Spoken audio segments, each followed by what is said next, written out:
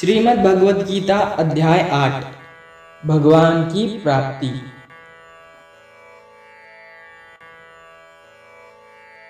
भगवद गीता के 8वें अध्याय में हम जानेंगे भगवान क्या है और उनकी प्राप्ति कैसे की जा सकती है, देवता कौन है, ये संसार कैसे चलता है और क्यों हमें आज से ही हार्डवर्क में लगना चाहिए।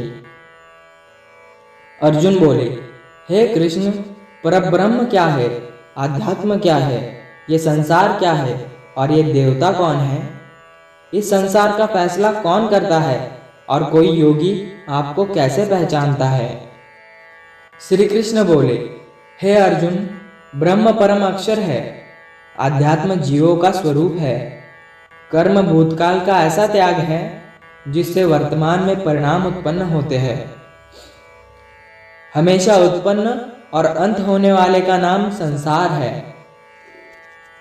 जिनको शास्त्रों में परम पुरुष बताया गया है वो देवता है। इस संसार का फैसला करने वाला मैं ही हूँ।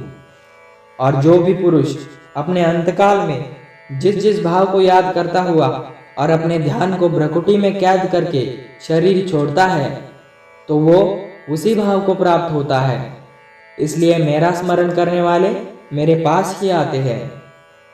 अर्जुन, तू भी मुझ में ही ध्यान रख के युद्ध कर, जिससे कि तू मुझको ही प्राप्त होगा।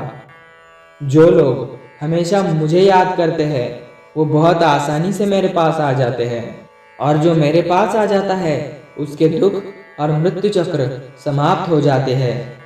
ब्रह्मा का एक दिन 1000 युगों का होता है और एक रात 1000 युगों की होती है। ब्रह्मा के दिन के सुबह में ही संपूर्ण संसार का निर्माण होता है और रात के अंधकार में ही वो संसार ब्रह्मा में ही समा जाता है। और हर दिन ऐसा ही चक्र चलता रहता है, लेकिन जो मेरे भक्त होते हैं वो जल्द ही इस चक्र से मुक्त हो जाते हैं। अर्जुन, अब मैं तुम्हें वो 2 रास्ते बताऊंगा जिनसे होते हुए ही लोग या तो परम गति को प्राप्त होते हैं या फिर इस संसार में वापस आ जाते हैं। जब सूर्य का प्रकाश रहता है, शुक्ल पक्ष रहता है और सूर्य उत्तरायण में रहता है, तब शरीर छोड़ने वाले कर्मयोगी हमेशा के लिए मेरे पास आ जाते हैं। और जब रात्रि होती है, कृष्ण पक्ष होता है और सूर्य दक्षिणायन में होता है, उस वक्त में कर्मयोगी शरीर त्याग कर परलोक में बहुत समय तरह तरह के आनंद सुख भोग करके वापस जन्म ले लेते हैं। केवल एक योगी ही इस रहस्य को जानकर सब कर्मों के फलों का मोह छोड़कर परब्रह्म को प्राप्त हो जाता है।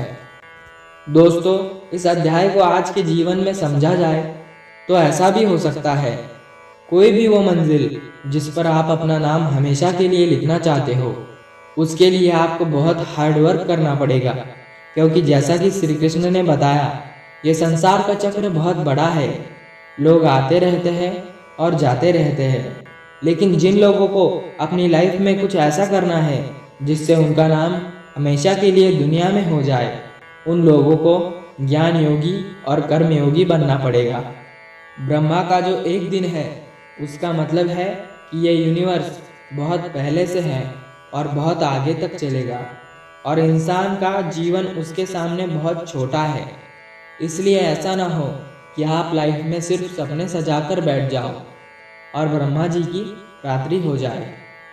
दोस्तों, मेरा आपसे निवेदन है कि अगर भगवद गीता के बाकी अध्याय आपने नहीं देखे हैं तो आपको उन्हें देखना चाहिए।